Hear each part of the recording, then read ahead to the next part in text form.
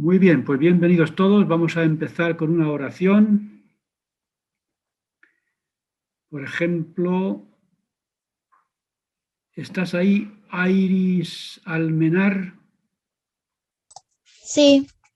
¿Nos ofreces tú la primera oración y empezamos? Sí. Adelante. Permiso.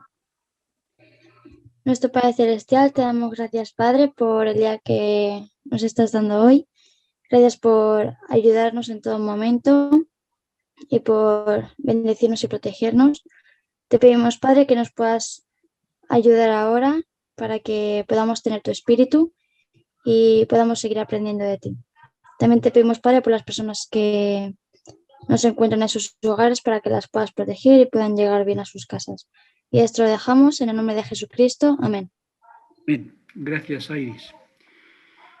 Muy bien, pues voy a poner sobre la pantalla los puntos que se debatirán en los grupos que formemos y que sirven de guión para la exposición mía. Así que voy a ir comentando con vuestra ayuda los puntos del debate de los grupos y eso servirá de inspiración también. Muy bien, aquí las tenemos. Hoy tenemos el Instituto Fundamentos de la Restauración, parte 2. La lección de hoy es la número 25, la sucesión en la presidencia de la Iglesia y el éxodo hacia el oeste, que como digo está en la Biblioteca del Evangelio, que es un registro de lecciones muy interesantes y actualizadas.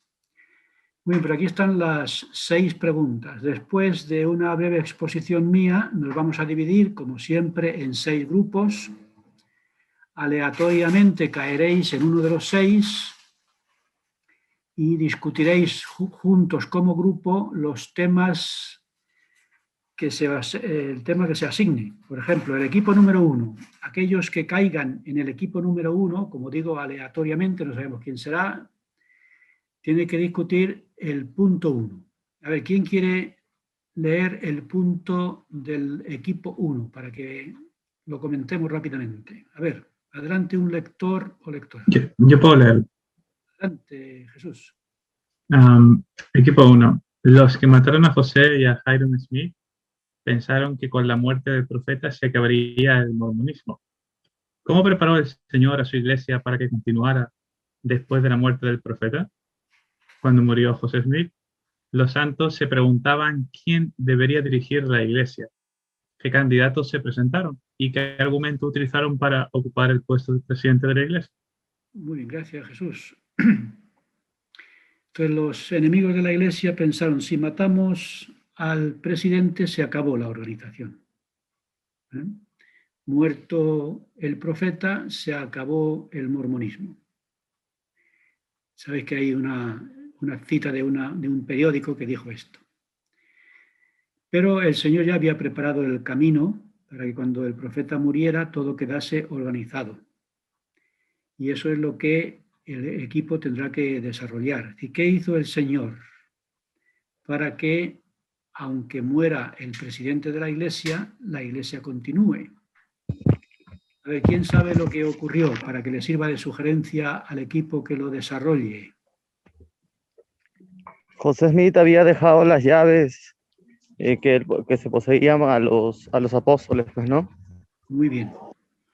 Él ya había delegado todo el poder, toda la autoridad, que fue Brigham Young, se sintió angustiado pensando que José Smith se había marchado al otro mundo con la autoridad y con la iglesia, por tanto ahí sí que sería el fin, y había que restaurar otra vez todo de nuevo.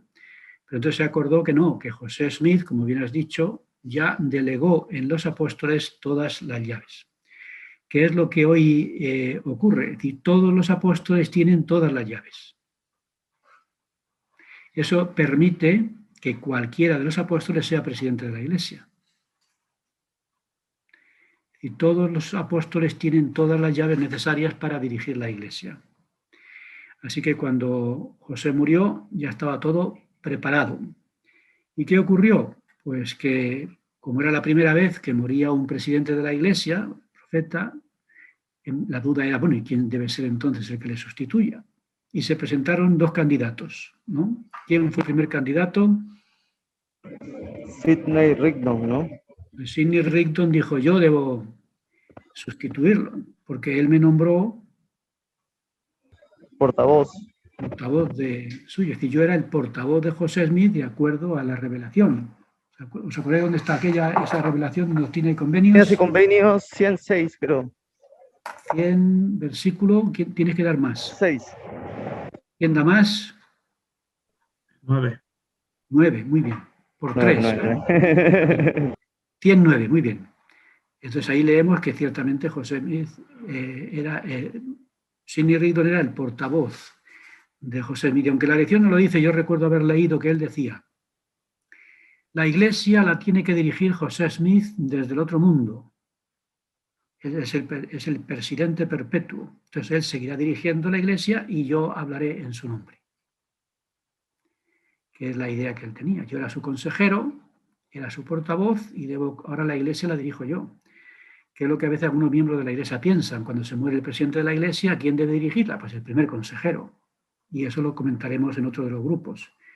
Pero como dice Raquel con la cabeza, no es tal, no es la forma. Es decir, no es el primer consejero dependiendo. En este caso, ahora lo veremos, ¿no? Así que este es el punto del equipo número 1, que tienen que discutir juntos, sacar argumentos, comentarios y luego compartirlo después de la reunión de grupos. Así que nos dividiremos en 6 grupos, nos volveremos a reunir. El portavoz o el Sidney Rigdon del grupo, digamos, dará un resumen de lo que debatieron y de esa manera tendremos una explicación del punto número 1. ¿Algún comentario antes de pasar al equipo número 2? ¿Quién lee equipo 2? Vamos a comentarlo, esto es lo que discutirá el grupo que forme parte del equipo 2. A ver, ¿quién lo lee? Yo leo, Faustino. ¿Cómo se decide quién debe ser el nuevo presidente de la Iglesia a la muerte del anterior? ¿Cómo se reorganiza la presidencia de la Iglesia y el quórum de los 12 después de llamar a un nuevo presidente? Entonces, cuando muere un presidente, allá hablando en general, ¿cómo se decide quién es el siguiente? Pasa a ser el presidente del quórum de los 12. ¿Y qué significa ser presidente? El más antiguo. Eso. ¿Antiguo de qué? ¿El más viejo? De edad. El más anciano, sí, el más de edad. No, No. el más antiguo en el oficio.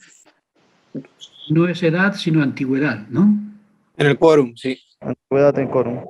Pero que es cierto que al principio los ponían por orden de edad, pero poco a poco fueron entendiendo que no, que es la antigüedad en el quórum y no la edad en este mundo. Entonces, cuando Brigham Young asumió el papel, y eso es una de las cosas que tendrá que discutir el equipo número 1, cuando finalmente se decidió que Brigham Young continuara, y la pregunta es por qué y cómo, para que lo debata el equipo número 1, Brigham Young era el que llevaba más tiempo en el quórum de los 12. Y Brigham Young decidió que la iglesia la dirigieran los 12. Ya que todos los apóstoles tenían las llaves que José Smith les había dado, dijo la iglesia que la dirijan los 12. Y si lo dirigen los 12, ¿quién es el que dirige a los 12? ¿Cuál es la pregunta? ¿Quién dirige a los 12 apóstoles? El profeta. El Señor Jesucristo. ¿Y quién representa a Jesucristo en la tierra? El profeta. El profeta. Aquí, El presidente del quórum, vamos. En este caso no tenemos una presidencia de la iglesia, y ahora lo veremos después.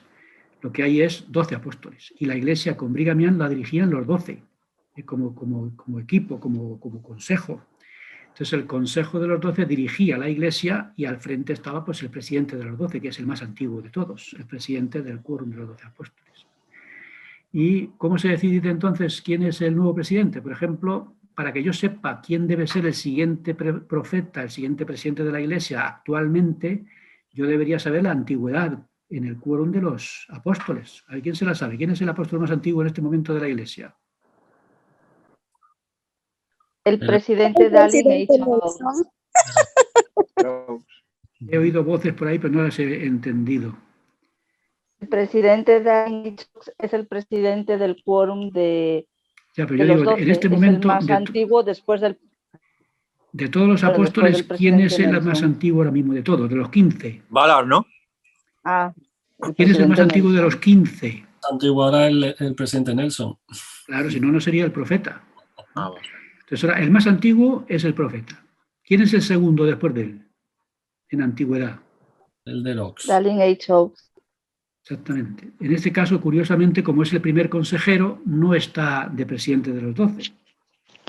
El presidente de los 12 estaría el siguiente en antigüedad. ¿Quién es el siguiente en antigüedad de Oaks? El Elder Ballard. Entonces se llama presidente en funciones. Porque lo suyo sería que el presidente Oaks fuese el presidente de los 12, pero como está de consejero, no puede ser las dos cosas. Entonces, primer consejero, y nombran al siguiente en antigüedad, que es el elder, o en este caso presidente M. Russell Ballard, como presidente en funciones de los 12. Dice en funciones porque no es el segundo en antigüedad, sino el tercero. ¿Quién va después de Ballard? Irene. Antes de Irene.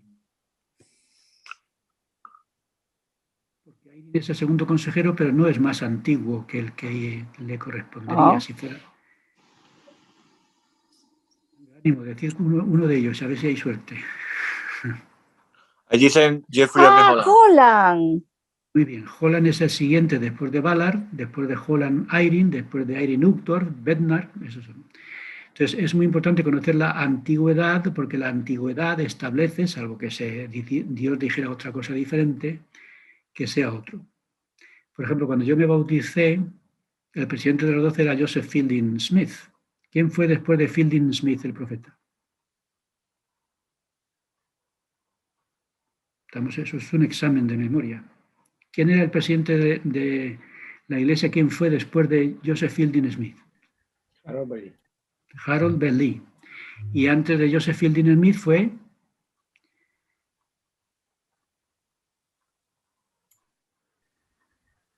David McKay.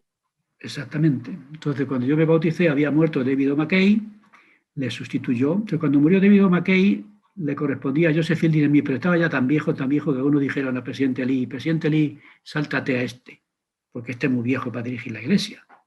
Así que yo que tú te saltas a Joseph Fielding Smith y tú eres el presidente después de David O'Mackey. Pero el presidente Lee dijo, no, vamos a respetar la antigüedad. Y Joseph Fielding Smith fue presidente de la iglesia durante ¿cuánto tiempo? No mucho, ¿no? Estaba ya viejecillo. Entonces todos querían que fuera presidente Harold Bailey, que era muy joven. ¿Más tiempo que Harold Bailey? Claro, eso es curioso, ¿no, Jorge? Que sea Harold Bailey, que es más joven. Y resulta que Harold Bailey fue presidente de la iglesia. ¿Y quién le seguía? ¿Quién iba después de Harold Bailey? Antes. Después. ¿Quién fue presidente de la iglesia después de Lee? El presidente Kimball. Claro, y la gente decía, pero con el presidente Kimball, ¿dónde vamos con el presidente Kimball? Pero si ha tenido un cáncer y ha perdido las cuerdas vocales y no puede hablar. Si cuando yo recuerdo que contaban que de vez en cuando el presidente Lee le decía, a ver, presidente Kimball, venga usted aquí a decir algo, y no podía ni hablar el pobre. Y tenía una voz muy bonita antes de que lo operaran de las cuerdas vocales y demás. Entonces, claro, dijeron, bueno, aquí con el presidente Lee tenemos para rato y el presidente Kimball se morirá porque ese hombre tan viejecito no vamos a ninguna parte con él. Por eso quería poner a Lee antes de Joseph Fielding Smith. ¿Y qué ocurrió? Que murió Joseph Fielding Smith, pusieron a Harold Bailey y Harold Bailey estuvo muy poquito porque se murió antes y pusieron a Kimball. La gente dice, ¿dónde vamos a ir con Kimball, con este hombre? Bueno, pues con Kimball luego no había quien lo siguiera. Él hablaba de alargar el paso y fue el que cambió del sacerdocio y fue las escrituras nuevas que sacó, y aquello fue una cosa tremenda, para que te fíes de los viejos, ¿no? Entonces la iglesia está dirigida por octogenarios, dicen, ¿no? Nonagenarios o como sea, pero a la hora de la verdad la edad aquí no influye. Entonces todo esto es muy interesante, lo de la sucesión y cómo la mano de Dios se manifiesta en diferentes momentos. Así que el equipo número 2 tiene que hablar de todo este asunto, de cómo se decide el nuevo presidente, y luego la reorganización de la presidencia de la Iglesia, que si lo habéis leído, ¿cuánto tiempo estuvo Brigham Young dirigiendo la Iglesia con los 12 sin nombrar consejeros? Unos 3 años y medio, ¿no? 3 años. ¿Quién sucedió a Brigham Young como presidente? John Taylor. ¿Cuánto estuvo John Taylor de presidente de los 12 sin nombrar consejeros?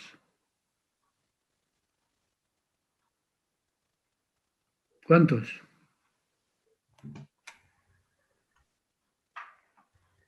¿Pues eran 2 o 3 años? Más de 3 años, dice ahí, ¿no? En octubre de 1880. Y cuando él se murió, ¿quién le sustituyó?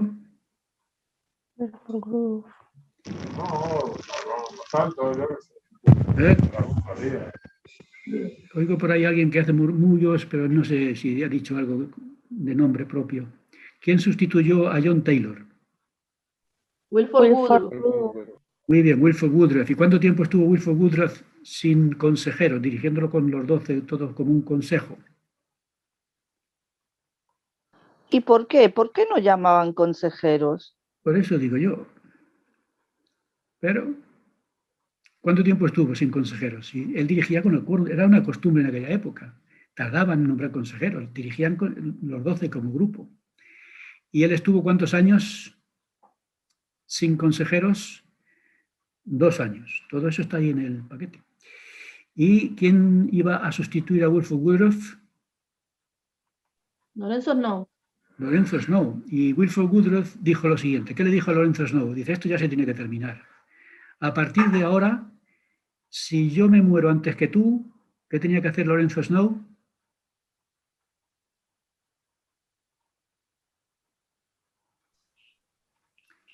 Le dijo, si yo me muero antes que tú, asegúrate de reorganizar la primera presidencia inmediatamente. Que no había que decir primera presidencia, había que decir presidencia primera, pero bueno. Lo mantenemos el error de traducción. Entonces yo voy a decir presidencia primera. Entonces, Wilford Woodruff le dijo a Lorenzo Snow, mira, si yo me muero antes que tú, inmediatamente nombras consejeros. ¿Pero por qué se lo dijo? Pues porque pensaba lo que tú, que por qué razón tiene que estar tantos años ahí esperando, ¿no? Claro. Y además le dijo, y te voy a decir quiénes tienes que llamar como consejeros. Pero no podía hacer eso. Pero bueno, les dio esa revelación, dijo él, esa de Vale. Wilford Woodruff. ¿Y qué consejeros tuvo Brigham Young? ¿Qué consejeros tuvo John Taylor? ¿Qué consejeros tuvo Wilford Woodruff? ¿Y qué consejeros tendría Lorenzo Snow? Porque eran los mismos siempre. ¿Quién fue el primer consejero? George Q. Cannon. ¿Y quién era el segundo? Joseph F. Smith. Y Wilford Woodruff le dijo, llama a estos dos como consejeros, los mismos que he tenido yo, los mismos que tuvo John Taylor, los mismos que tuvo Brigham Young. Y ellos estuvieron ahí sirviendo de consejeros siempre. Y ya por fin, a partir de Lorenzo Snow, siempre que un presidente de la Iglesia muere y le sustituye otro, inmediatamente organiza o reorganiza la presidencia de la Iglesia y llaman a un nuevo apóstol. Porque claro, deben ser 15 en total, y si reorganiza la presidencia de la Iglesia, hay que llamar a un nuevo apóstol porque se queda en el quórum con 11. Y a partir de ahora, cuando se muere un presidente, inmediatamente nombran al más antiguo. Y si habéis visto el procedimiento que se sigue, pasa que yo estoy leyendo lecturas complementarias, a lo mejor estoy mezclando lo que hay y lo que no hay. Entonces lo que hacen, según lo entiendo yo, es que una vez que el presidente de la Iglesia se muere, se reúnen todos los apóstoles, los consejeros pasan a formar parte del quórum, cada uno en su orden.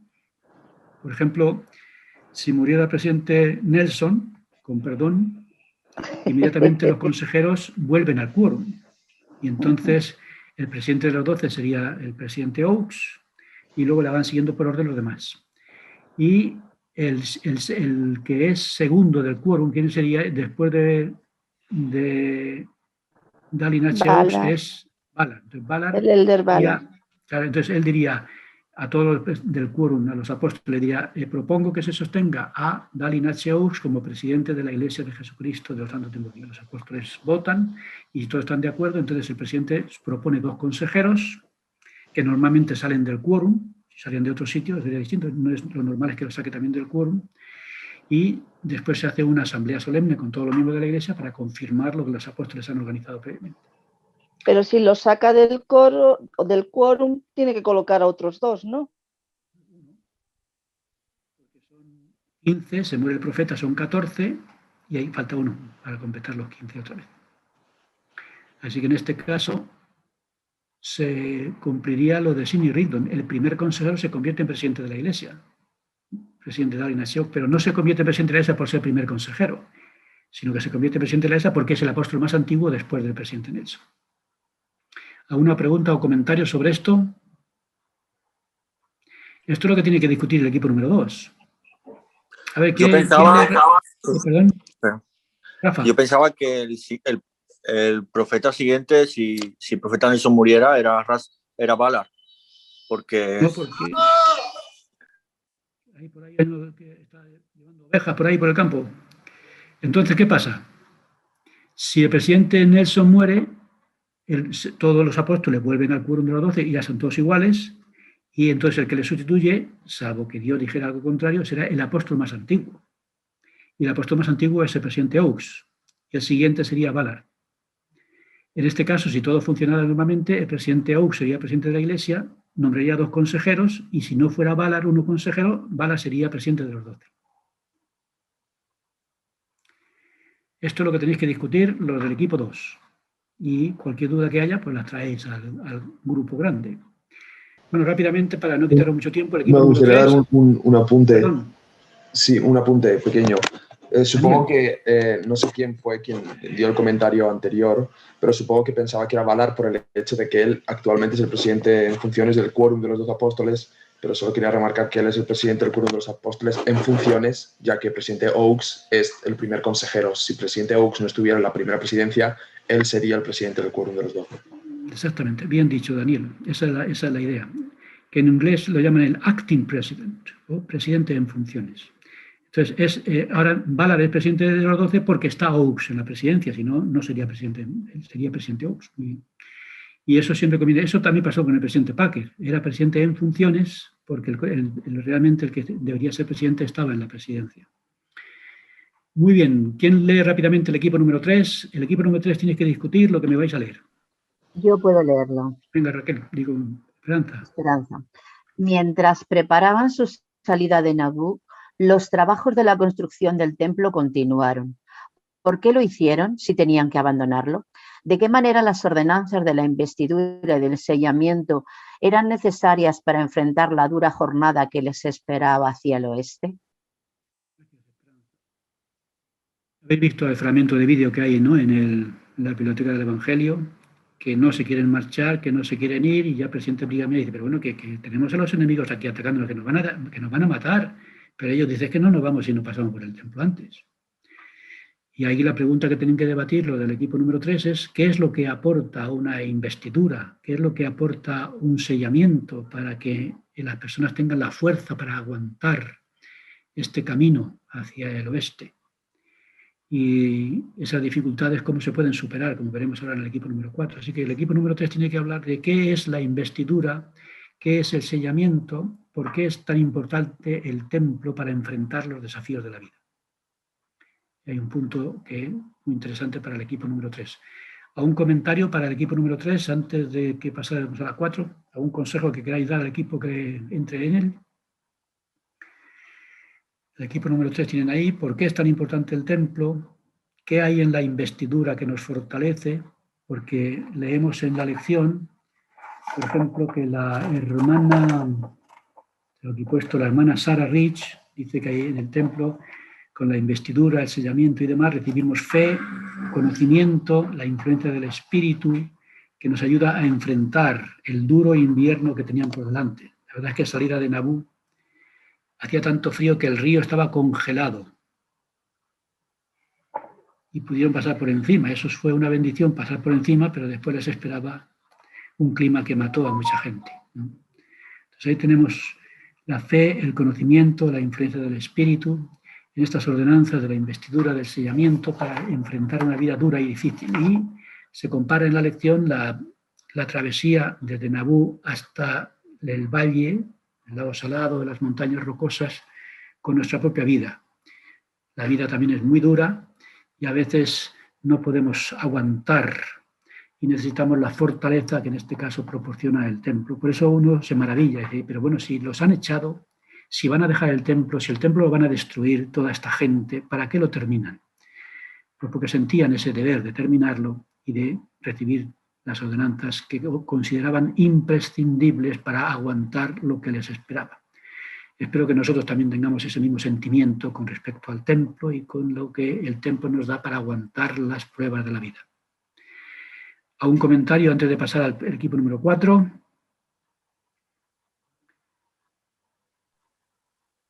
Bueno, ¿tú qué has leído, Esperanza? ¿Has leído el 3 o el 4? He leído el 3. Leyó el 3, ¿no? Pues venga, el 4. ¿Quién va a leer el 4?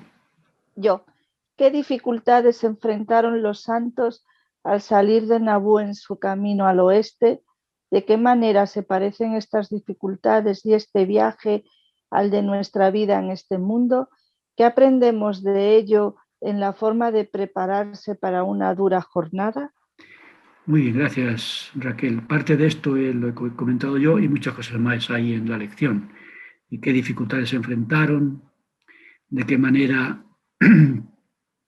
se parecen a nuestra vida y de qué manera podemos prepararnos y cómo aprendemos de los santos su preparación para enfrentar el desafío de una jornada terrible que acabó con la vida de muchos? ¿Algún comentario del punto 4? Punto 5. ¿Quién quiere leernos? Yo. A Brigham Young se le conoce como el Moisés americano. ¿Por qué le dieron ese nombre? ¿Qué consejos y promesas aprendemos de la palabra del Señor? De las palabras del Señor a Brigham Young de Doctrinas y Convenios 139. ¿Cómo podemos aplicar?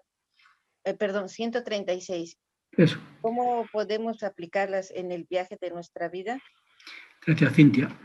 Yo tengo aquí un libro, no sé si lo conocéis, está escrito por Leonard Arrington, que fue historiador de la Iglesia, el mejor historiador que ha habido en la Iglesia, en España, iba a decir, en la Iglesia, y Leonard Arrington le llamaba Brigham Young el Moisés americano. Pues es la primera vez que oigo que se le llama así. Pues este es el gran Moisés. Incluso yo he leído que en Estados Unidos conocen más a Brigham Young que a José Smith. Wow. Brigham Young colonizó tanto territorio que forma parte de la historia de los Estados Unidos como colonizador. Y el viaje desde Nabú hasta el valle es el viaje parecido al de desde Egipto a Canaán, ¿no? Y este camino tremendo que decía Brigham Young que no podía, que era como si tuviera no sé cuántas toneladas encima de la espalda, que no podía con ellas. Y vemos la gran obra que él hizo en este viaje tremendo. Y él recibió una revelación para ayudarle en este viaje tremendo, que es las 136. Y ahí hay una serie de consejos, promesas que se recomiendan ahí en algunos versículos, concretamente, si habéis mirado en la biblioteca del Evangelio, versículo 2, versículo 8, versículos 10 y 11, versículos 21 y 22, así que el equipo número 4 tiene que hablar de qué manera Brigham Young se parece a Moisés y de qué manera los consejos y las promesas de la sección 136 le ayudaron a él y nos ayudan a nosotros también, si los seguimos en el camino de nuestra vida. Y para terminar, el equipo número 6, ¿quién lo puede leer? Yo. Adelante, yo. ¿Qué nos enseña el presidente Dallin H. Oaks sobre lo que debemos hacer para recibir revelación para nuestra vida? ¿Qué enseñó que podemos aprender sobre el momento en que se recibió la revelación de Doctrina y Convenios 136? Gracias, Francis. Ya sabéis que el presidente Oaks dice que la revelación nos llega cuando estamos haciendo nuestra parte. Y si tú estás sentado en tu casita diciendo, bueno, padre, ¿qué hago? Dios no te dice nada. Tienes que estar tú haciendo cosas. Tienes que estar en acción. No puedes estar diciendo, bueno, pues, ¿cuál es el siguiente paso? ¿Y ahora qué hago? ¿Y ahora dónde vengo? ¿Y ahora dónde subo? ¿Y ahora qué hago? ¿Ahora qué como? ¿Ahora qué no como? ¿Y ahora qué? Y Dios dice, hombre, está bien, ¿no? Muévete, tú haz algo. Entonces él cuenta el caso de la sección 136. ¿Cuándo se recibió la sección 136? ¿En qué momento?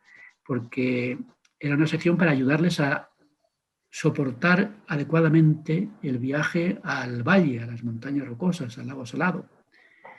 Y dice el presidente Oaks que esta revelación no la recibieron en Nabú, cuando estaban preparando el viaje. Tampoco la recibieron al otro lado del río Mississippi. ¿Cuándo la recibieron? Cuando habían recorrido ¿cuánto espacio? Bueno, pues lo dejamos ahí para que lo averigüe el equipo número 6. No. La tercera parte del viaje. Muy bien, pues ya le has dado la pista al equipo 6, bien dicho. Así que recibieron la revelación cuando ya estaban en movimiento, cuando ya estaban en camino. Y a veces nos pasa a nosotros también en nuestra vida, que eso es un punto que tenéis que discutir, lo del equipo 6. En nuestra vida a veces recibimos la revelación después de un tiempo, ¿no? Por ejemplo, cuando yo era un adolescente católico, pues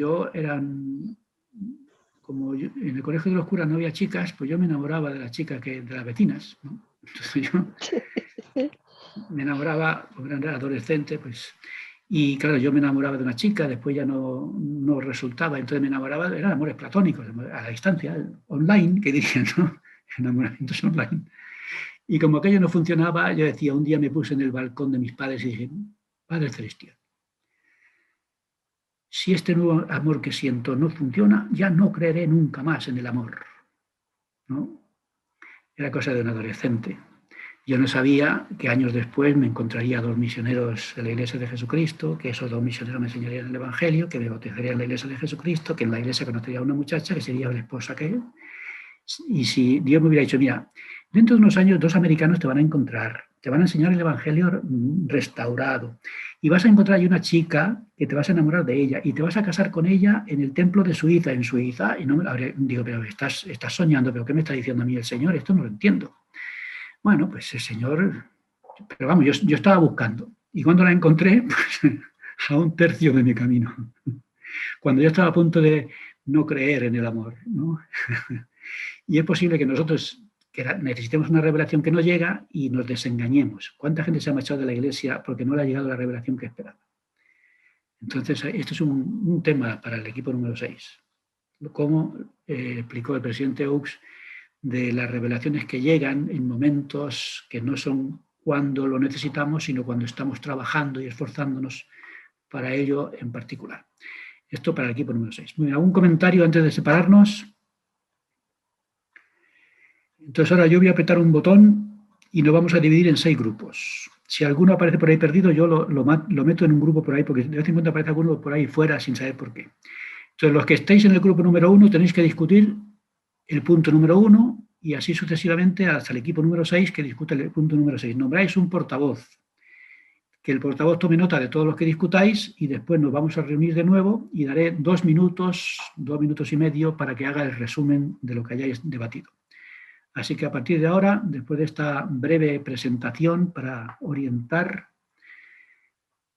el tiempo será vuestro. Así que listos, preparados. Vamos a repartirnos en 6 grupos y yo me iré paseando entre ellos para ver qué tal van vuestros debates. Pues vamos allá, vamos a aprovechar el tiempo. A ver, equipo número 1. ¿Quién es el portavoz del equipo número 1? Soy yo, Esperanza. A ver, Esperanza, léenos el punto del equipo y nos haces el resumen en un par de minutos. Vale.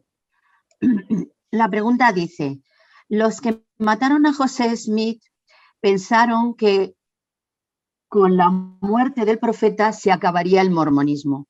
¿Cómo preparó el Señor a su iglesia para que continuara después de la muerte del profeta? Cuando murió José Smith, los santos se preguntaron quién debería dirigir la iglesia. ¿Qué candidatos se presentaron y qué argumentos utilizaron para ocupar el puesto de presidente de la Iglesia? Bueno, como son 2 preguntas, la primera pregunta, ¿cómo preparó el Señor a la Iglesia para que se continuara después de la muerte del profeta?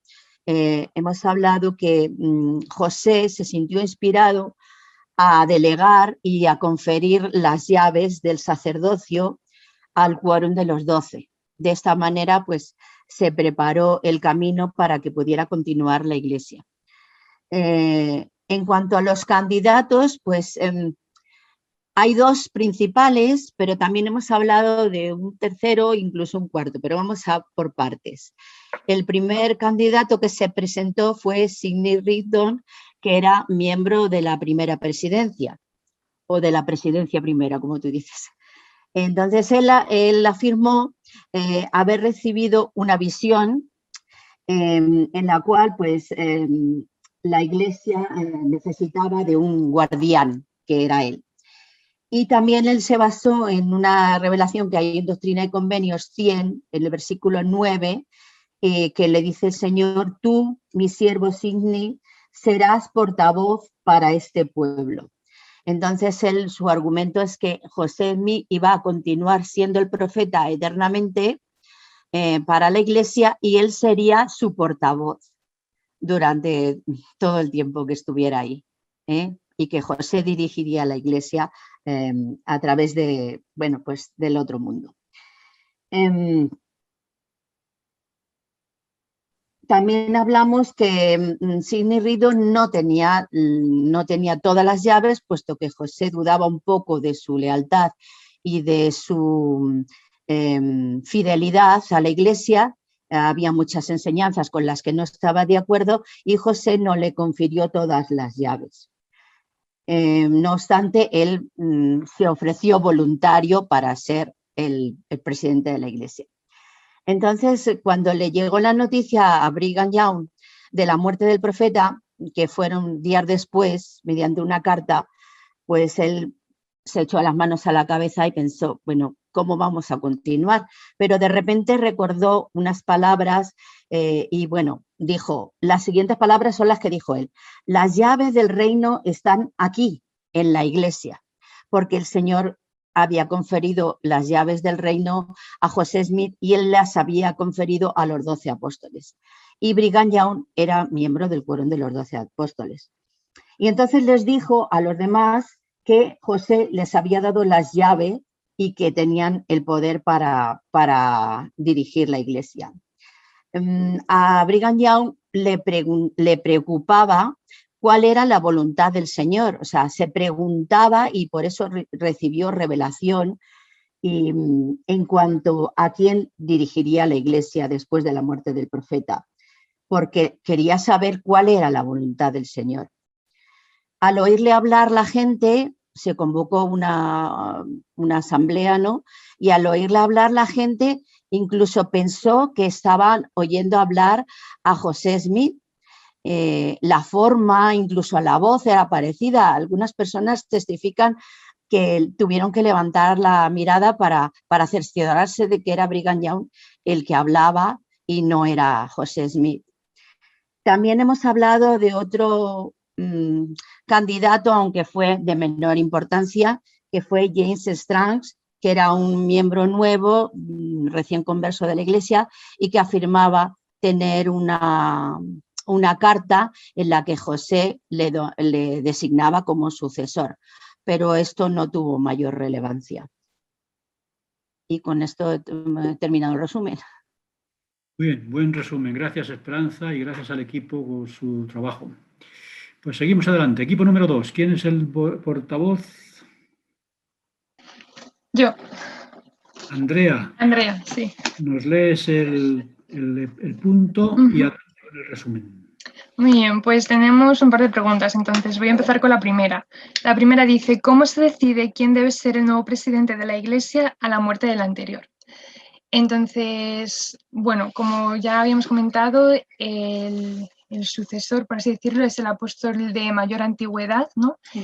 Y en el llamamiento, ¿no? Mayor antigüedad dentro del quórum, y esa es la persona que es el nuevo profeta, ¿no? Aún así, que es un punto también que hemos estado hablando, es interesante el ver cómo todos los componentes tienen que llegar a un común acuerdo, ¿no? Todos reciben la confirmación del Espíritu para saber que en efecto esa es la persona llamada por Dios. Aunque hay un orden establecido, pues todos pueden recibir esa confirmación y de esa forma pues realmente poder sostener al nuevo profeta.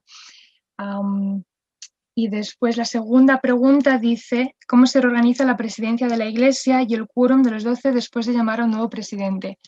Entonces, aunque al principio, en los primeros años de la Iglesia hubo un poco más de controversia y lío a la hora de seguir un patrón, en los últimos años ya vemos como es mucho más claro, ¿no? Entonces, el profeta puede escoger a aquellos consejeros que él por revelación siente que le van a ayudar a desempeñar sus funciones, entonces él puede elegir a sus consejeros y luego cuando hay una vacante en el quórum de los 12, pues se llama a una persona para que pueda completar esa vacante. Y luego como presidente del quórum de los 12, pues igual, el siguiente en antigüedad dentro del llamamiento será el que será presidente del quórum de los 12 y si ya es uno de los consejeros, como os he dicho, pues se llamará al siguiente para que desempeñe el cargo en funciones. Pero hay un orden, ¿no? Muy claro y establecido por el Señor. Si hemos llegado a conclusiones que la Iglesia de Jesucristo es una iglesia de orden y que se erige además por su autoridad, porque finalmente quien ha elegido a esas personas para que estén en esos llamamientos ha sido Dios. Y algo de lo que hablábamos también, ya que tenemos muy, muy reciente la experiencia del presidente Nelson, que ha sido llamado como profeta no hace muchos años, pues estábamos hablando un poco de nuestros sentimientos también al respecto, ¿no? Como aunque hay un orden muy establecido y aunque es Dios quien llama a su profeta y a los apóstoles, cada uno de nosotros podemos obtener un testimonio personal de que eso es así. Y hablamos un poco eso, ¿no? De la experiencia con el presidente Nelson y de los sentimientos que teníamos al respecto. Y creo que es algo muy especial, ¿no? El que, aunque nuestro Padre Celestial, teniendo toda la autoridad que tiene y habiendo establecido un orden tan claro, nos permita saber a nosotros mismos que eso es verdad, que es así, que esas personas son llamadas por Él y es por un motivo. Entonces, que si tenemos dudas alguna vez, recurramos a eso, ¿no? Al Espíritu y en oración a Dios para que Él nos pueda confirmar que en efecto el profeta que está actualmente en la Iglesia ha sido llamado por Él. Y ese es el mejor testimonio que podemos tener, independientemente de lo que digan las personas, esa será la mejor confirmación. Muy bien, buen resumen, Andrea, y gracias al equipo. Ya sabéis que todos los apóstoles tienen todas las llaves, pero el único que las tiene activadas es el presidente de la Iglesia. Así que lo que dicen es que las llaves de los apóstoles están dormidas, esperando, como decía Becker, la mano de nieve que sabe activarlas, ¿no? Entonces, todos los apóstoles pueden ser presidentes, pero las llaves que tienen están dormidas esperando. Por eso no todos tienen la misma autoridad, las mismas llaves, pero sí pueden llegar a serlo si se activan una vez que se les nombra presidentes.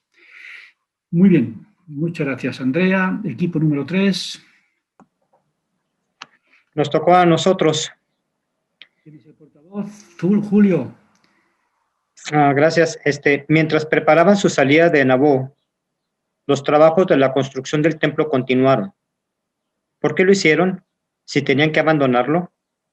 ¿De qué manera las ordenanzas de la investidura y del sellamiento eran necesarias para enfrentar la dura jornada que les esperaba hacia el oeste? Hemos estado comentando que pues el mal no descansa. Satanás no descansa y Satanás obviamente se confabuló con todos los demonios de aquel entonces para tratar de destruir la obra del Señor.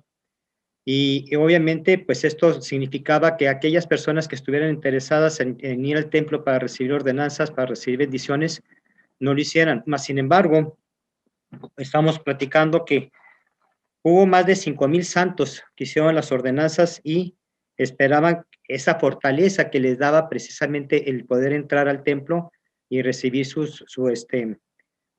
pues obviamente sus investiduras y sellarse.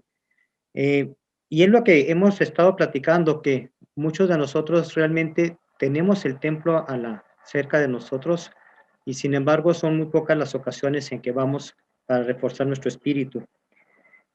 También comentábamos que muchas de las madres que en aquel entonces se preparaban para partir hacia el oeste, tenían la esperanza y la confianza de que si se iban selladas con sus familias, pasara lo que pasara, viniera lo que viniera, las calamidades que se presentaran en el camino, pues las iban a sufrir, pero si llegaban a perder alguno de sus seres queridos, iban a tener la fortaleza y iban a estar reconfortadas de que más allá del velo se podían reunir como familias. por ese lado. Sabemos también a través del video que pudimos ver y de otros videos que hemos estado revisando a través del tiempo, que varios recibieron bendiciones en este trayecto. Muchos de ellos fortalecieron su fe en este mismo trayecto porque ninguno de ellos abandonó, pues la mayoría de ellos no abandonó la idea de llegar hasta la tierra prometida, por decirlo así. Se reconfortaban entre ellos, pero más que nada se reconfortaban en el espíritu. Comentamos que es muy satisfactorio en las palabras y con los convenios, el contar con ellos y la importancia que tiene hoy en día precisamente el trasladar esa situación a la pandemia que hoy estamos viviendo, a la situación de salud tan fuerte que tenemos en este momento, que aquellos que hemos tenido la dicha de haber entrado al templo nos sentimos reconfortados y sentimos una fuerza espiritual muy grande que nos alienta y nos permite enfrentar todos pues ahora sí las cosas malas que tiene por ahí Satanás y que no nos dejan paz. Sabemos que ir al templo es un gran refuerzo espiritual y que nos permite apoyarnos entre nosotros, y esto nos trae un espíritu muy fuerte y nos ayuda principalmente a la fe. Al ir al templo estamos todos de acuerdo que el ir al templo es algo maravilloso, que inclusive pues ellos sí lo tuvieron allí antes de salir en su viaje, en su migrar hacia el oeste, pero muchos de los que nos anteceden hoy en día no tuvieron los templos a la mano, tuvieron que viajar por muchos países, inclusive ciudades y países, para poder llegar al templo, para poderse sellar o para recibir las investiduras. Hoy en día muchos de nosotros tenemos ya la suerte de contar con el templo cerca de nosotros, y desafortunadamente no sé si es la acción de Satanás que nos impide que lleguemos hasta él, pero lo importante es que muchas veces lo tenemos a la mano y hay que hacer todo lo posible por ir al templo, por visitarlo, por rellenarlos de energía, por hacer más convenios, por cumplir estos convenios. El regresar al templo, como lo comentamos, tiene mucho valor, y precisamente por lo mismo, porque nos va a fortalecer el espíritu. Eso es más o menos lo que estuvimos platicando. Muy bien, muchas gracias, Julio César. Equipo número 4. Yo voy a hablar. Adelante, Sara. La pregunta era: ¿qué dificultades se enfrentaron los santos al salir de Nabú en su camino al oeste? Y bueno, hemos visto, ¿no?, que ellos sufrieron pues el frío, el hambre, el cansancio. También hablábamos de la incertidumbre, ¿no?, que debían sentir, porque les dijeron debéis ir hacia el oeste, pero la mayoría de ellos no sabían muy bien hacia dónde llegarían, qué habría allí, cuál era su circunstancia, ¿no? También hablamos del fallecimiento de sus seres queridos, como comentaba el hermano anterior, ¿no? Y bueno, y los pocos recursos y ayuda que finalmente pues tenían, ¿no? Realmente tenían que, con lo que habían llevado, ya sobrevivir, y fue muy costoso, ¿no? Cuando llegaron las lluvias y el barro y tardaban mucho más en avanzar que lo que ellos creían, pues lo pasaron bastante mal. La siguiente pregunta dice que ¿de qué manera se parecen estas dificultades y este viaje al de nuestra vida en este mundo? Y hemos encontrado un paralelismo, ¿no?, entre esto y el plan de salvación, ¿no? Finalmente Nabú podría ser ese mundo premortal en que ya no podían avanzar más, ya no podían progresar más dentro de lo que ya habían hecho, y pues todo ese camino, pues nuestra vida, ¿no?, y todo lo que debemos hacer aquí para llegar hasta el destino, que en nuestro caso sería el reino celestial. Hemos visto que, bueno, cosas que se parecen es que en la vida hay mucha incertidumbre, que hay sufrimiento, que hay días buenos y días malos, que a veces es cansado, ¿no? También estábamos viendo que muchas veces pues los problemas, las dificultades que tenemos nos opaca el ver las bendiciones, cosa que a algunos de ellos también les pasaba, ¿no? Y también que en la vida es un constante salir de la zona de confort, cosa que ellos tuvieron que hacer pues literalmente, ¿no? El salir de Nabú fue salir totalmente de su zona de confort para seguir progresando. Y después de que aprendemos, pues sobre todo a prepararnos, ¿no?, antes de en cualquier cosa, prepararnos en la vida. Y hemos hablado exactamente de las investiduras, del sellamiento, de cómo eso nos ayuda a sobrevivir en el día a día, ¿no? El saber que nuestra familia puede ser eterna, el tener la protección de las investiduras y de cualquier ordenanza que hemos hecho. También hemos hablado de recordar, algo que ellos también hacían era recordar las bendiciones que habían recibido anteriormente, y creemos que eso es algo que también nos ayuda en la vida. Y algo muy interesante que nos explicaba uno de los hermanos del grupo era este parón que habían creado, ¿no?, de Winter Quarters, y cómo en la vida a veces también necesitamos esos parones, ¿no?, en que podamos recargar pilas. Y en lo personal comentaba que la conferencia general para mí es un poco mi Winter Quarters, ¿no?, el realmente pues parar, recargar pilas y poder seguir por 6 meses más. Y bueno, un poco eso, ¿no?, que toda la preparación que obtengamos, tanto de nuestras ordenanzas como del guardar los mandamientos, nos va a ayudar a poder llegar al destino, al igual que a ellos les ayudó a llegar, ¿no? Muy bien, Sara. Buen trabajo. Buen resumen. Equipo número 5. El equipo número 5 tenía que responder a las siguientes preguntas. A Brigham Young se le conoce como el Moisés americano. ¿Por qué le dieron ese nombre?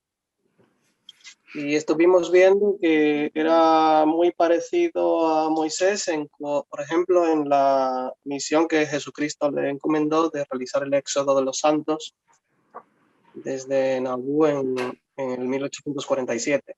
También, no solamente el éxodo de los santos fue su gran tarea, sino de llevar a los santos y organizarlos y formar un pueblo que agrade al Señor como fue la misión de Moisés. Y también es posible que se le llame así en parte por su carácter, que debía tener un carácter muy, muy firme, parecido al de Moisés. Otra pregunta que se plantea es: ¿qué consejos y promesas aprendemos de las palabras del Señor a Brigham Young en Doctrina y Convenios 136? Y bueno, hay muchos consejos.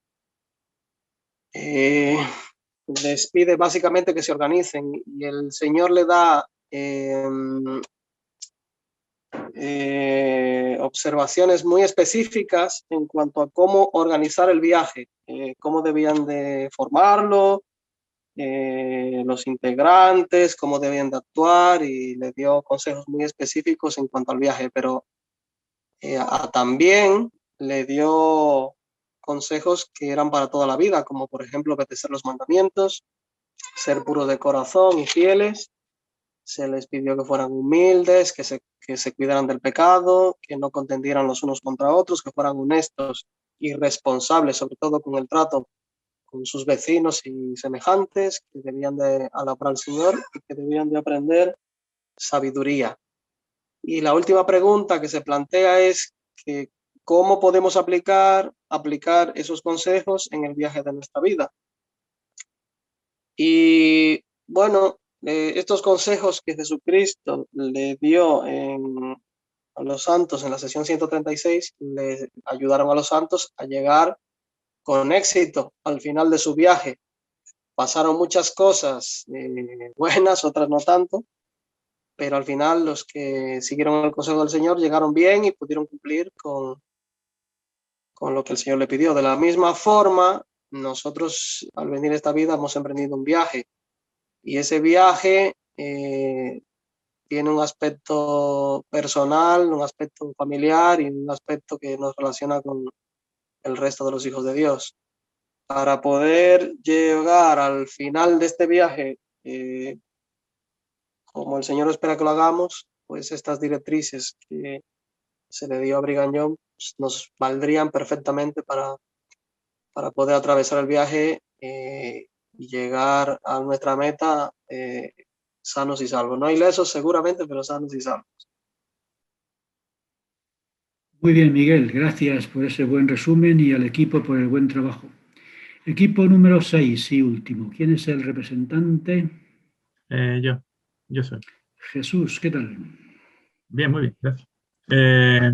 Pues la pregunta 6 dice, ¿qué nos enseña el presidente Dallin H. Oaks sobre lo que debemos hacer para recibir revelación para nuestra vida?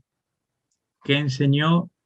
Y otra pregunta dice, ¿qué enseñó que podemos aprender sobre el momento en que se recibió la revelación de Doctrina y Convenios 136?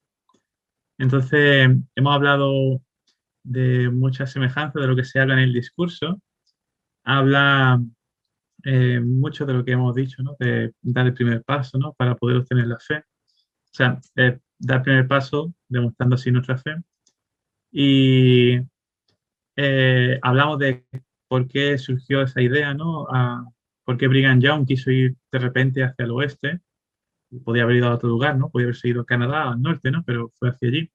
Y hablamos de que en ocasiones pues tuvo algunos sueños o revelaciones que hicieron que, bueno, tuviera una visión quizás no clara del todo, pero sí de dónde tenían que ir. Incluso José Smith a veces mencionó que se tenían que expandir hacia el oeste. Y es algo que, bueno, que continuó y prosiguió.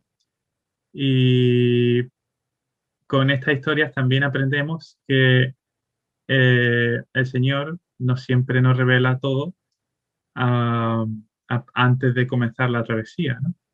Y hemos hablado de algunos patrones como el caso de Leí y Nefi o los jareditas. Uno de ellos sabía con exactitud a dónde iba a parar, pero aún así decidieron seguir adelante y durante el camino fue que fueron recibiendo revelaciones. De la misma manera pasó con este pueblo, ¿no? Y en nuestras propias vidas, ¿no? Personales también. Y esto un poco con respecto a lo que dijo el Elder Oaks. Y por qué motivo surgió el Doctrina y Convenio 136 o qué aprendemos de esa sección. Pues se dio en Winton Quarters, un pueblo que más o menos, bueno, sí, fundaron a mitad no, a una tercera parte del camino, como hemos dicho antes, y ahí hablaron de, bueno, cómo tenían que organizarse, de cómo tenían que tratarse unos con otros, y hubo un versículo en especial que se mencionó, que era el 31, donde habla de que el pueblo tiene que ser probado, es decir, esto es lo que dice, es preciso que los de mi pueblo sean probados en todas las cosas, a fin de que estén preparados para recibir la gloria que tengo para ellos. Sí, la gloria de Sion. Y el que no aguanta la disciplina no es digno de mi reino. Eran muy directos en esa época y hoy en día también se aplica, claro. Pero lo importante de este versículo es que a pesar de que les quedaba una larga travesía todavía, el Señor les dijo a ellos que siguieran adelante y aunque fueran a tener bastantes pruebas, que igualmente pues lo hicieran felizmente, ¿no? Aquí creo que lo dice también en una escritura que si estaban tristes que clamaran a Dios, ¿no? Para que Dios les ayudase, ¿no? Que pudieran regocijarse. Es decir, la travesía no tiene por qué ser todo dolor y sufrimiento, ¿no? Sino que hay felicidad, ¿no? En el camino. Se puede hallar felicidad. Hay que sufrir con gozo. Y esto es lo que aprendimos y hablamos en nuestra pregunta. Muchas gracias, Jesús, por ese buen resumen. Estos 6 temas son muy importantes. Yo espero que nos ayuden en el futuro, en nuestro desarrollo personal y en nuestros caminos difíciles de la vida. Bueno, nos hablaba Sara de los cuarteles de invierno donde descansamos de vez en cuando, ¿no? Bueno, pues esta semana que viene tenemos el cuartel de invierno. Si habéis mirado en la agenda, el programa, en Semana Santa descansamos. Porque si cogemos una torrija de esas no tenemos la cabeza para muchos pensamientos, ¿no? O sea que la semana que viene no. La semana que viene no hay clase porque es Semana Santa. Vale. Y es un momento de tomar torrijas. Yo cuando era católico tomaba torrijas de vino tinto, pero ahora ya tienen que ser torrijas de leche. Pues nada, ¿qué se le va a hacer? ¿no? Por eso en España se dice que una persona que está borracha tiene una torrija, que quiere decir que ha tomado torrija de vino y está un poquito oído. Así que es una semana de descanso, cuarteles de invierno, winter quarters.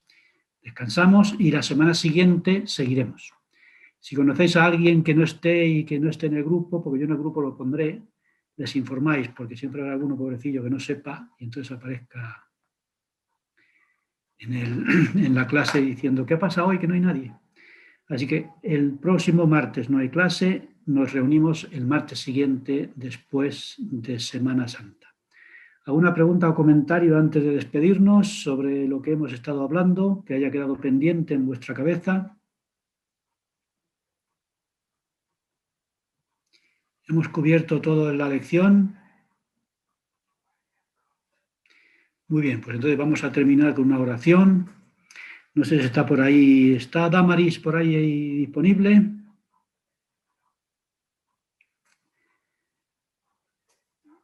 ¿Está Damaris lista para orar o llamamos a alguien más? Sofía Acosta, ¿estás por ahí, Sofía? Sí.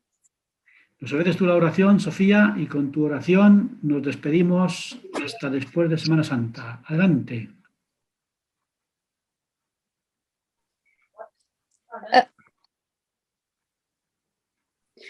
Nuestro querido Padre Celestial, te damos gracias por esta lección que hemos tenido de instituto. Te damos gracias por las cosas que aprendemos del hermano Faustino y de cada uno de nosotros. Te damos gracias por el Evangelio y sus enseñanzas y de cómo las podemos aplicar a nuestras vidas. Te damos gracias por nuestro Salvador Jesucristo y su expiación. Y te damos gracias por los convenios y ordenanzas del templo. Y te pedimos por favor que nos bendigas y que podamos ir aprendiendo y estudiando las Escrituras. Y estas cosas las dejamos en nombre de Jesucristo. Amén. Amén. Muchas gracias, Sofía. Buenas noches, buenas tardes a todos, según donde estéis, y muchas gracias por el buen trabajo hecho. Chao, buenas. Gracias. Gracias. Gracias. Chao. Hasta luego. Hasta luego, gracias.